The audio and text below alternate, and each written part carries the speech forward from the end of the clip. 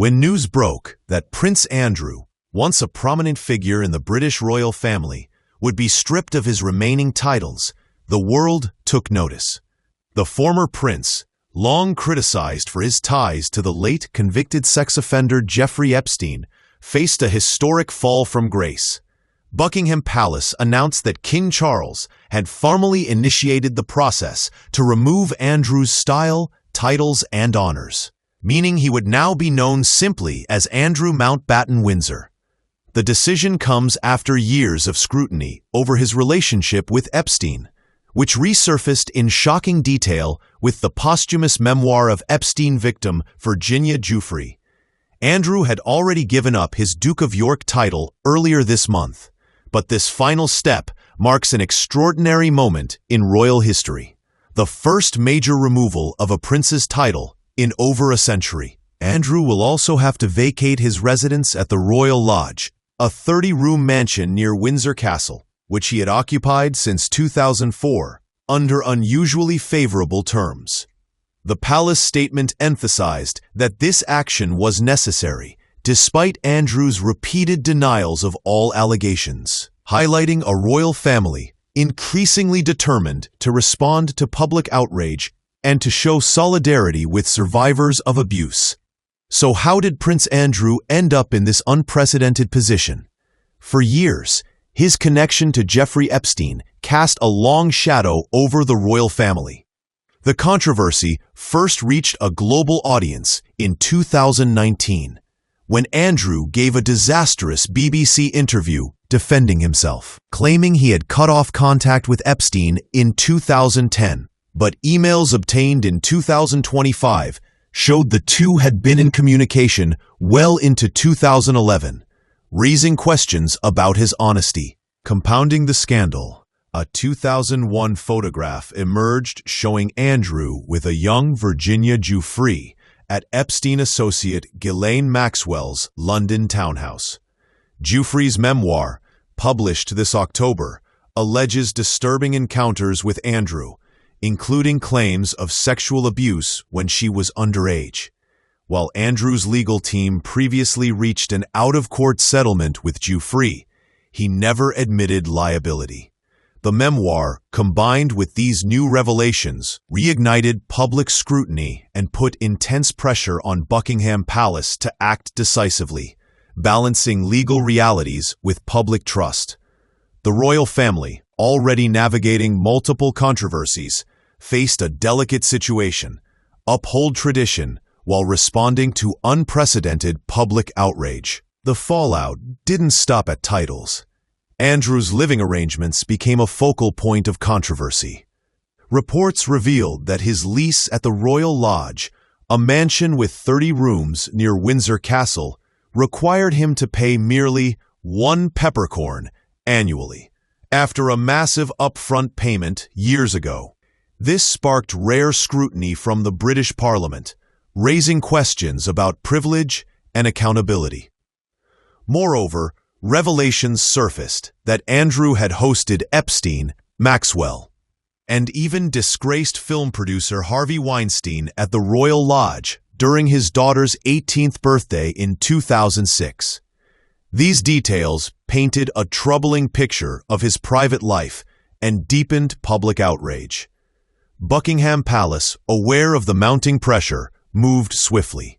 King Charles and senior royals, including Prince William, reportedly supported decisive action. Andrew's loss of the prince title, along with his Duke of York, Earl of Inverness, and Baron Killyleagh honors, marks a historic step, one never seen in modern times for a royal of his generation.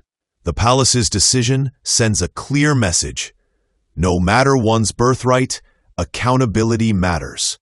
The emotional impact of Andrew's fall is being felt far beyond the palace walls. For the victims of Epstein's crimes, including Virginia Giuffre, this moment represents a rare sense of justice. Giuffre's family publicly expressed relief and pride, calling Andrew just Andrew now, no longer a prince, and celebrating what they see as a victory for survivors. Yet, they also emphasized that more accountability is needed, highlighting a broader, ongoing issue of powerful figures evading full responsibility. Meanwhile, the royal family faces the challenge of maintaining public trust while navigating this unprecedented scandal. Princesses Beatrice and Eugenie retain their titles, but the shadow over their family is undeniable. Even Andrew's ex-wife, Sarah Ferguson, must now reconsider her living arrangements and titles, underscoring how deeply one person's actions can ripple through both family and institution. For many around the world, this saga illustrates a royal family under pressure to reconcile centuries-old traditions with the modern demand for transparency and justice. Andrew's removal of titles isn't just symbolic. It changes his public and personal life entirely.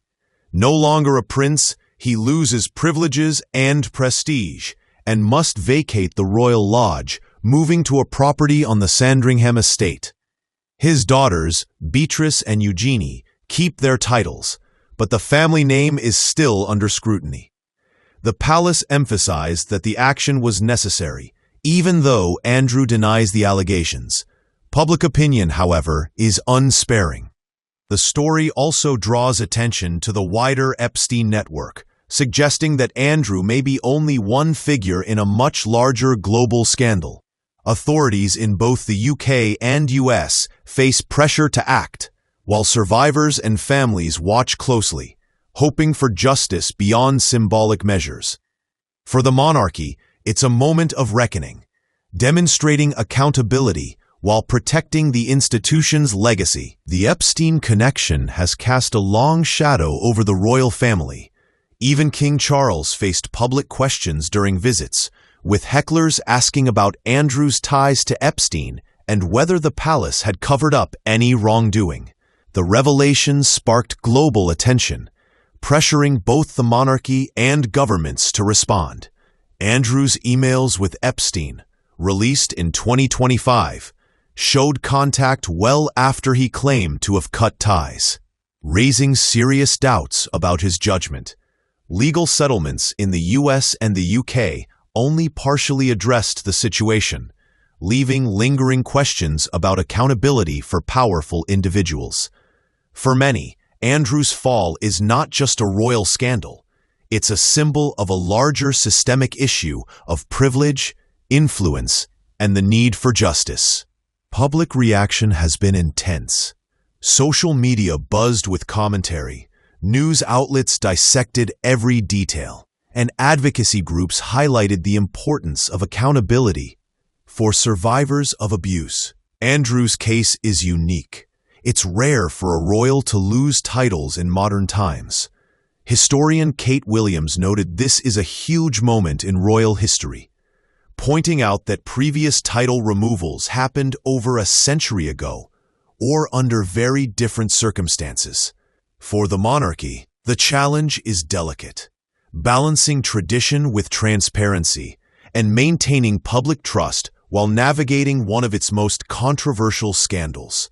Meanwhile, the eyes of the world remain on Andrew, the royal family, and the broader Epstein network, as everyone waits to see if further actions will follow. As Andrew prepares to move to Sandringham and adjust to life without royal privileges, the story is far from over. For survivors like Virginia Giuffre, the hope is that this high-profile accountability will inspire broader action against powerful abusers. Legal experts note that Andrew remains eighth in line to the throne, though Parliament could change that, signaling that even royals are not above scrutiny.